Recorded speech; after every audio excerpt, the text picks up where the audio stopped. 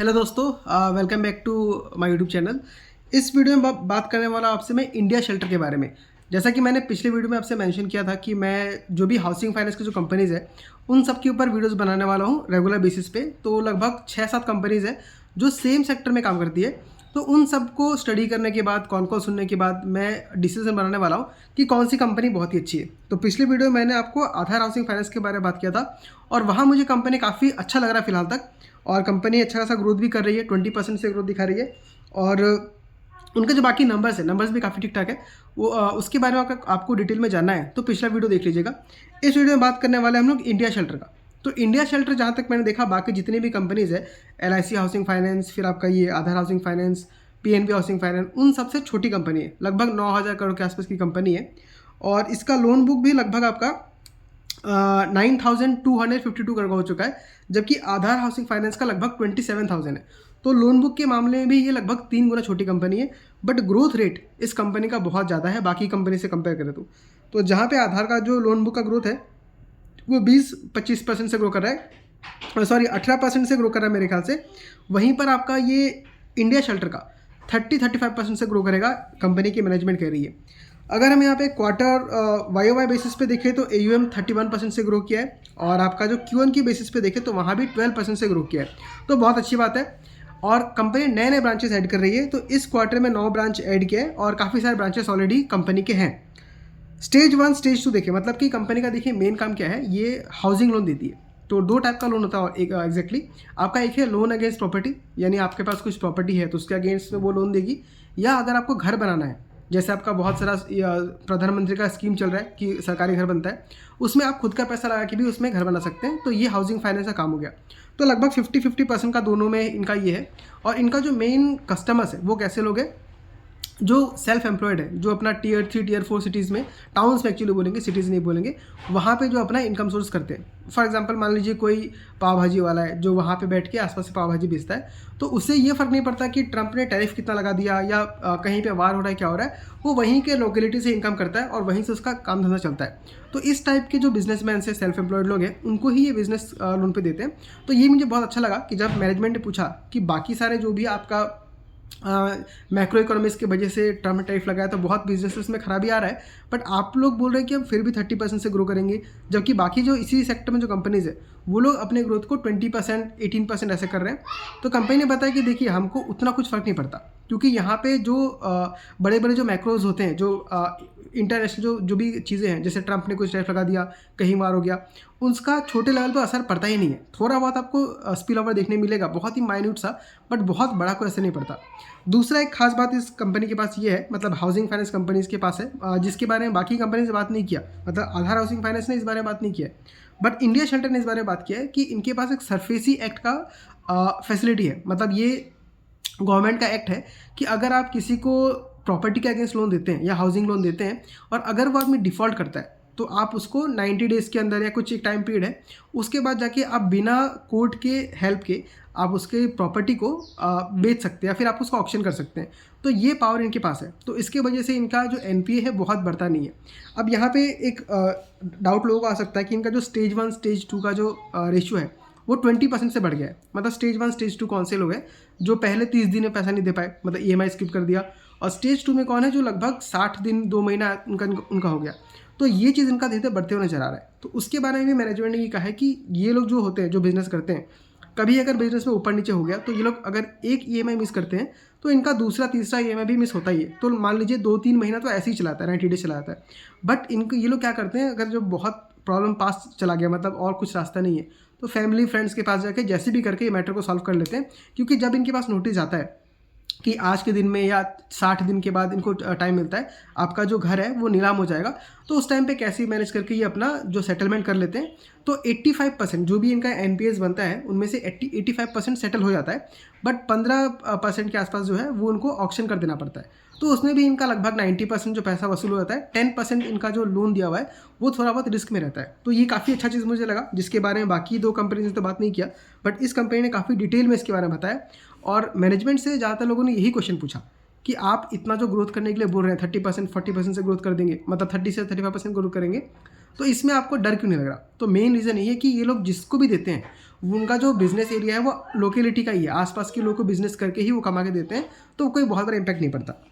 Next अगर देखें तो इन्होंने बोला है कि हम हर साल 40 से 45 ब्रांचेस ऐड करेंगे, तो ये बहुत अच्छी बात है, क्योंकि अगर इनको हाई स्पीड से ग्रो करना है तो इनके आदमी फील्ड में होने चाहिए जो बाकी लोगों को लोन देंगे। तो जितना ज़्यादा ब्रांचेस होगा उतना ज़्यादा ये क्या कर सकती है, ग्रो कर सकती है। तो ग्रोथ के साथ इनका ब्रांच एक्सपेंशन हो रहा है, ये बहुत अच्छी बात है, दोनों चीज़ मैच कर रहा है मतलब। नेक्स्ट देखेंगे तो इस साल में उन्होंने ऑलरेडी 33 ब्रांचेस खोल दिया है। तो अभी जो 6 महीना बाकी है, 6 महीना मान लीजिए 5 महीना जो बाकी है, उसमें इनको और कितना करना पड़ेगा, शायद 10 ब्रांचेस और खोलना है, 12 ब्रांचेस खोलना है, तो मुझे लगता है लोग आराम से ओपन कर लेंगे। फिर फंड सोर्सिंग का बात करें, क्योंकि जो भी लेंडर्स है, हाउसिंग का हो चाहे बैंक का हो चाहे कोई भी हो, उनको लोन देने के लिए किसी और से पैसा लेना पड़ता है। तो इनके पास जो फंड जिनसे लेते हैं लगभग 30 काउंटर पार्टीज़ है। तो इससे फ़ायदा क्या होता है कि अगर ये लोग एक ही काउंटर पार्टी से लोन लेंगे तो अगर वो आदमी कुछ भी करता है, इंटरेस्ट रेट बढ़ा दिया, कुछ भी कर दिया, तो इसको दिक्कत होता है। लेकिन 30 जगह से मैं लोन अगर ले रहा हूँ छोटे छोटे पार्ट्स में, तो मेरे को थोड़ा बहुत सुविधा मिलता है। नेक्स्ट इन्होंने बोला कि इनके पास 550 करोड़ का नेशनल हाउसिंग बैंक से इनको लोन सेंक्शन हो चुका है, जो अगले 2 क्वार्टर में यानी Q3 Q4 में ये एक्वायर कर लेंगे। उसके बाद इनको SIDBI से भी 500 करोड़ का लोन सेंक्शन हो चुका है, मतलब वो भी निकाल सकते हैं, बट इन्होंने निकाला नहीं। तो ये काफ़ी अच्छी चीज़ है। नेक्स्ट कॉस्ट ऑफ फंड अगर देखें तो इस कंपनी का 8.5% के आसपास है, और आधार हाउसिंग फाइनेंस का लगभग 8% के आसपास का था। तो यहाँ कंपनी बोल रही है कि आगे जाके हमारा कॉस्ट ऑफ फंड भी है वो 8.3% तक हो सकता है। तो अगर यहाँ से डिक्रीज होता है तो इनका नेट इंटरेस्ट मार्जिन बढ़ जाएगा, वहाँ पे अच्छा खासा प्रॉफिट हो सकता है। कॉस्ट टू इनकम देखें तो 35% का है, काफ़ी अच्छा है, जबकि आधार हाउसिंग फाइनेंस का 36 के आसपास का है, काफ़ी क्लोज है। एक चीज़ यहाँ पे कंपनी ने बहुत अच्छा बोला जिसकी वजह से इनको ऑपरेटिंग लेवरेज मिल सकता है, वो ये है कि इनका ओपेक्स जो है वो जिस स्पीड से बढ़ रहा है उससे ज़्यादा स्पीड से इनका AUM ग्रोथ बढ़ रहा है, मतलब जिनका लोन बुक ज़्यादा फास्ट बढ़ रहा है और खर्चा धीरे धीरे बढ़ रहा है। यानी ये एक दिखाता है कि इनका जो ब्रांच एफिशिएंसी है बहुत बेटर है और आगे जाके बहुत अच्छे तरीके से ग्रो कर सकते हैं। नेक्स्ट अगर मैं देखूँ तो हाँ, बाकी मेन सब चीज़ खत्म हो गया। तो इनका एक और चीज़ बात ये है कि लोन टू वैल्यू रेशियो, जैसे मान लीजिए अगर किसी घर का प्रॉपर्टी का दाम अगर मान लीजिए 50 लाख 60 लाख 1 करोड़ है, तो ये लोग जो लोन देते हैं उसके अगेंस्ट में वो 45% से 50% होता है। यानी कि अगर 1 करोड़ का प्रॉपर्टी है तो उसके अगेंस्ट में आपको 50 लाख के आसपास का लोन मिलेगा। तो ये LTV रेशियो आपका 50% के आसपास का है। उससे क्या फ़ायदा होता है ना कि अगर मान लीजिए आपने इंटरेस्ट ले रहे हैं और अगर कल को आदमी डिफ़ॉल्ट करता है, तो जब आप उसको ऑक्शन में करेंगे तो 50% में डिस्काउंट में बेच भी देंगे उस घर को, तो भी आपका जो कैपिटल है वो पूरा का पूरा निकल जाएगा। तो यहाँ पे सेफ्टी बहुत ज़्यादा है। और ये जो गार्ड रेल है जो 40% दे सकते हैं, 50% दे सकते हैं, ये RBI की तरह ये सब गार्ड रेल्स दिया हुआ है। तो ये सब कुल मिला के देखो तो कंपनी बाकी जितने भी हाउसिंग फाइनेंस कंपनी है अभी तक मैंने जो पढ़ा उन सब में सबसे हाईएस्ट ग्रोथ से बढ़ रही है, 35% से बढ़ रहा है। जो कंपनी ने रीजंस दिया कि क्यों इनका NPA बहुत ज़्यादा नहीं बढ़ता है, उतना मेंटेन रहता है, वो भी काफ़ी अच्छा रीज़न दिया हुआ है। और ये भी जो उन्होंने बोला है कि देखिए कोई अगर आदमी 1 महीने का EMI स्किप कर गया तो वो 2-3 महीने का EMI स्किप करता है, ये ऐसा प्रॉब्लम ही है। बट जब जैसे जैसे प्रॉब्लम सामने आता है तो वो आदमी जो भी लोन डिफ़ॉल्ट कर रहा है वो क्या करता है कि उस टाइम तक 1-2-3 महीने बाद वो सारे के सारे पे करके उसको ख़त्म करने का ट्राई करता है। तो इनका ऐसे ही होता है कि NPA बढ़ेगा फिर धीरे से कम जाता है, मतलब सारे के सारे क्लियर कर जाते हैं। तो ये नॉर्मल इनका बिजनेस का सिस्टम है। और एक कंपनी ने बहुत अच्छा बात बोला है कि हमको यहाँ पे Q1 बेसिस पे नहीं देखना है, हमको पूरे साल का लॉन्ग टर्म में आपको देखना है कि हम किस तरीके से ग्रो कर रहे हैं। ऑफकोर्स एज ए इन्वेस्टर हमको ये भी देखना है कि लॉन्ग टर्म मतलब ऐसा ना हो जाए कंपनी बोले कि हम 10 साल बाद ग्रो करेंगे, हमें ग्रोथ भी चाहिए लेकिन ओवरऑल बिजनेस भी हमको सही डायरेक्शन में मूव करता हुआ दिखना चाहिए। तो यहाँ भी मुझको सब कुछ ठीक लग रहा है। इनका जो लोन का जो बांटने का जो सेगमेंट है बहुत ही छोटा सा है, 5 लाख से 10 लाख के बीच का बेचते हैं। और इनका जो पैट है इस बार का जो निकल के आया है वो 122 करोड़ का है, जो YOY बेसिस पे 35% से ग्रो किया है। अब देखिए लोन बुक इनका ग्रो कर रहा है 30% से और पैट इनका ग्रो कर रहा है 35% से। अगेन ये भी आपको ऑपरेटिंग लेवरेज का इंडिकेशन दे रहा है। नेक्स्ट इनका ROE अगर देखें तो 17% के आसपास का है और मैनेजमेंट ने कहा है कि ROE हमारा बढ़ेगा, बट अभी उतना कुछ चांसेस नहीं है, अभी 17.2 उसके आसपास में रहेगा। तो जैसे कि जैसे कंपनी आगे ग्रो करते जाएगी वैसे वैसे इसका ROE ऊपर बढ़ सकता है, बट 17% भी अच्छा खासा ROE है। अगर 20 के आसपास पहुँच जाए तो हमारे लिए बहुत ही बेटर होता है।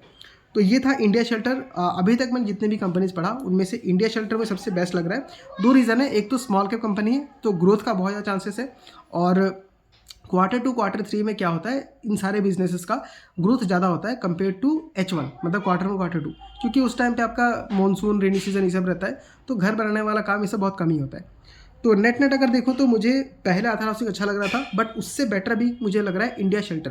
तो अगर मेरे को अभी फ़िलहाल इन दोनों में पिक करना हो तो मैं इंडिया शेल्टर को पिक करूँगा, लेकिन अभी भी इतना मैं हड़बड़ी में नहीं कर रहा हूँ, बस अपने ओपिनियन को शेयर कर रहा हूँ। क्योंकि मुझे किस में इन्वेस्ट करना है ये तो मैं और भी जो 4-5 कंपनीज़ है, एप्टूज़ वैल्यू फाइनेंस है, LIC हाउसिंग फाइनेंस है, फिर बजाज हाउसिंग फाइनेंस है, इन सबको पढ़ने के बाद ही बनाऊँगा। तो फिलहाल इंडिया शेल्टर मुझे अच्छा लग रहा है compare to Aadhar housing Finance, but ये कोई रिकमेंडेशन नहीं, मेरा खुद का ओपिनियन है और ना ही मैंने खुद में इसमें अभी तक इन्वेस्ट किया हुआ है। तो आई होप आपको ये अच्छा लगा होगा। अगर आपको इन्फॉर्मेशन सही लगा तो वीडियो को लाइक कीजिए, कमेंट कीजिए और चैनल को सब्सक्राइब कीजिए।